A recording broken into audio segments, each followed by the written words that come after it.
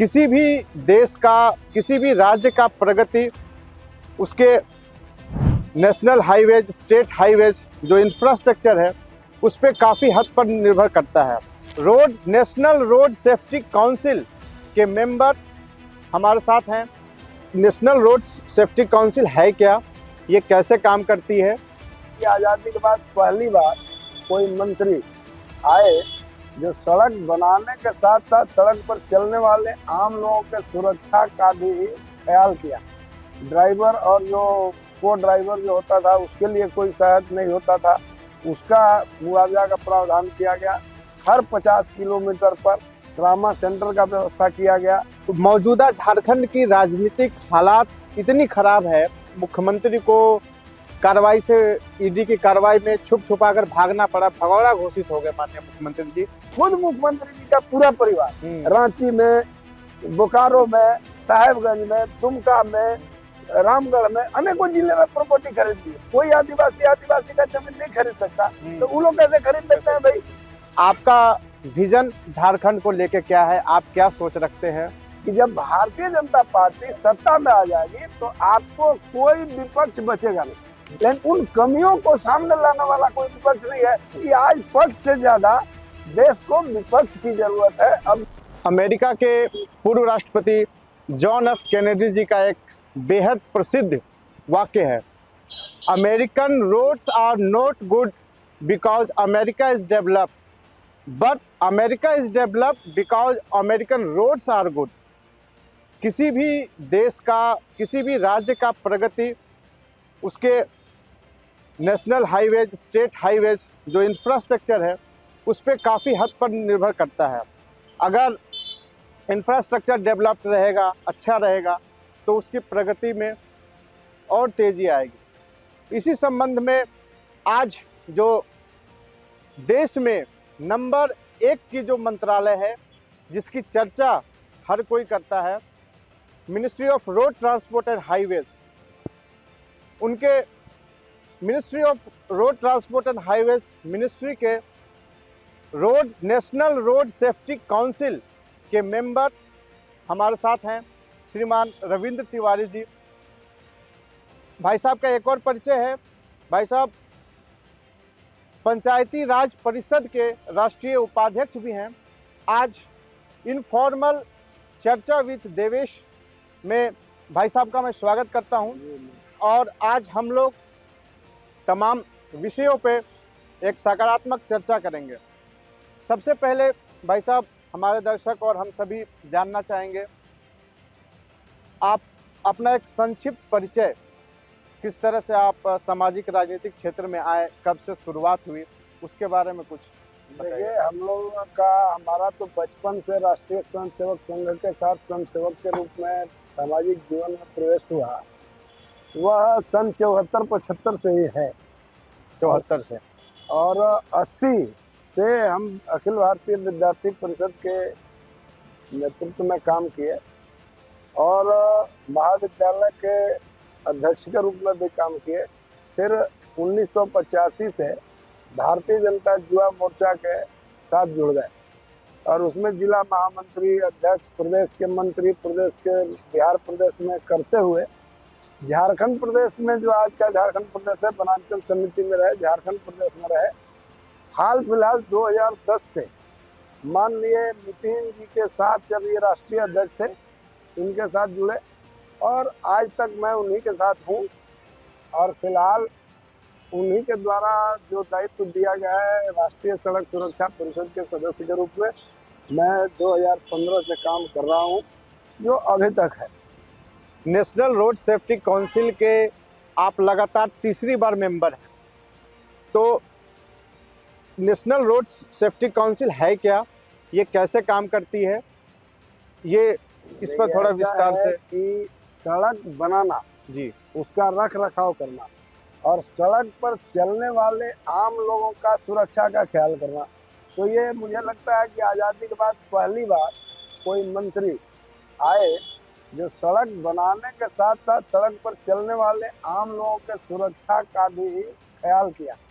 इसीलिए उन्होंने सड़क निर्माण के साथ साथ सड़क सुरक्षा पर विशेष जोर दिया। इसी के तहत मेरे ऐसे अन्य और लोगों को भी मेंबर बनाए और मुझे बहुत खुशी है कि उनके नेतृत्व में सड़क सुरक्षा ऐसे मानवीय विषय पर काम करने का मौका मिला। और मैं आपके माध्यम से बताना चाहता हूं कि पहली बार पहले सड़क पर चलने वाले जो हिट एंड रन के केस होते थे उसमें किसी को कोई देखने वाला नहीं होता था, गाड़ियां मारकर भाग जाती थी, उसको कोई सुनने वाला नहीं था। इनके नेतृत्व में पहली बार हिट एंड रन में 2 लाख रुपया तक मुआवजा का प्रावधान किया गया। ड्राइवर और जो को ड्राइवर जो होता था उसके लिए कोई सहायता नहीं होता था, उसका मुआवजा का प्रावधान किया गया। उसके बाद हर 50 किलोमीटर पर ट्रामा सेंटर का व्यवस्था किया गया।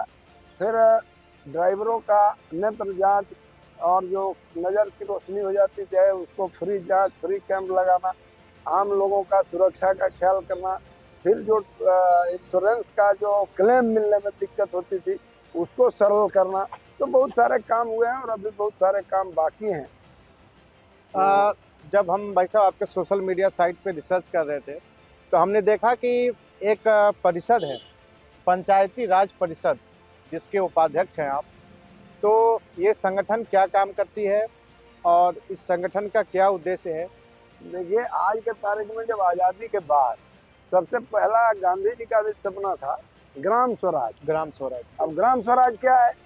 आज के तारीख में आप देखिए तो लोकसभा का चुनाव हो रहा है, राज्यसभा है, संसद है, विधानमंडल है, सब कुछ है, लेकिन ग्राम सभा का अधिकार खत्म हो गया।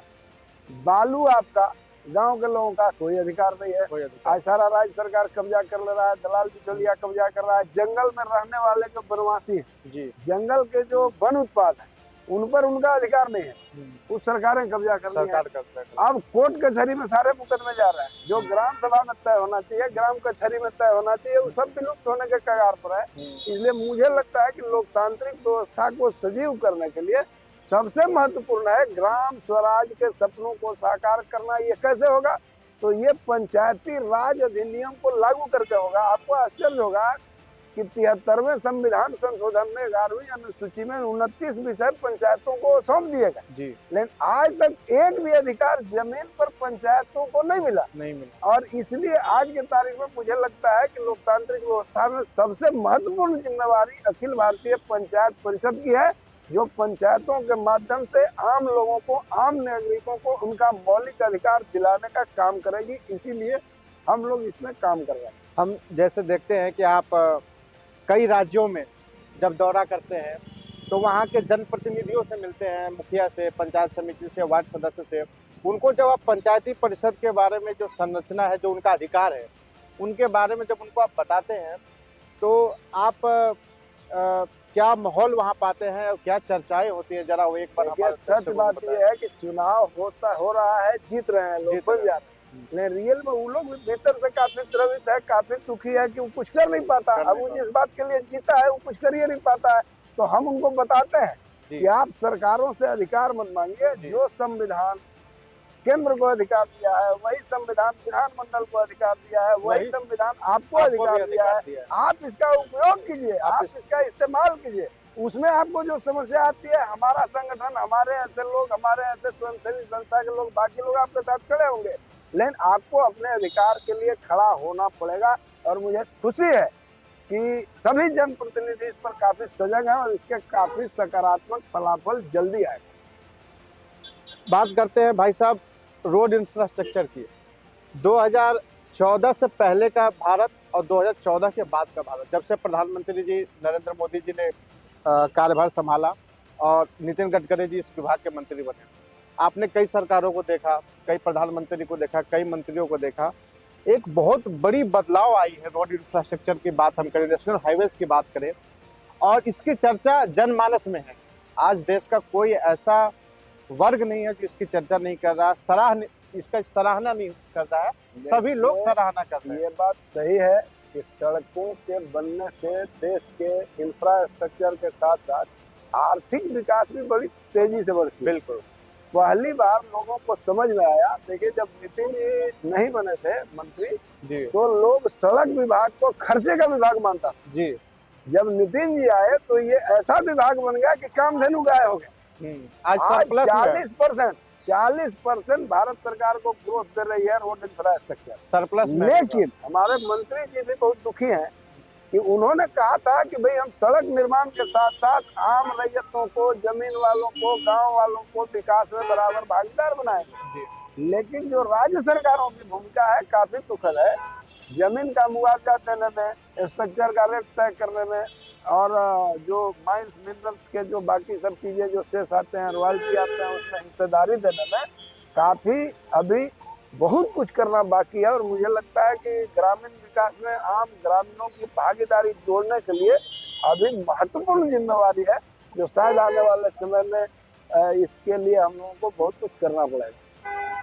2014 से पहले इसी देश में 6 किलोमीटर 8 किलोमीटर प्रतिदिन के रफ्तार से, नहीं 1.5 किलोमीटर, 1.5 किलोमीटर के 1.5 किलोमीटर नेशनल हाईवे बनते थे। आज वो आंकड़ा 30 किलोमीटर है, 40 के 38 से 40 के बीच में है। और नए ग्रीन हाईवेज बन रहे हैं और जिसकी हम सभी परिकल्पना नहीं कर सकते थे, उस प्रकार के नेशनल हाईवेज बन रहे हैं। इस सफर को आप कैसे देखते हैं? नेशनल हाईवे ऐसा डिपार्टमेंट है जिसमें हर तरह के काम होता है। अब वहाँ पर मान लीजिए सड़कों पर हम हर 50 किलोमीटर पर लोगों को एक्सीडेंट के लिए तो गाड़ियाँ खड़ी रहती हैं, एम्बुलेंस खड़ी रहती हैं, ट्रॉमा सेंटर बनती है, अगल बगल में फूल पौधे लगते हैं। एक पेड़ लगता है तो उसके कटता है तो 5 पेड़ लगाते हैं। तो यानी कि ये बहुत बड़ा एक स्ट्रक्चर खड़ा कर रहा है। और ये केवल सड़क की बात नहीं है, इसका बहुत बड़ा बेनिफिट नेशन को, राष्ट्र को होने वाला है, जो हो भी रहा है और इसके बहुत ही सकारात्मक फलाफल आने वाले हैं और आ भी रहे हैं। और मुझे लगता है कि आने वाले समय में इसके बहुत अच्छे परिणाम तब हम लोगों को और सुखद अनुभूति होगी जब सही मायने में रैयतों को उनके जमीन का सही कीमत मिलने लगेगा, सही मायने में उनको रोजगार से जोड़ा जा सकेगा।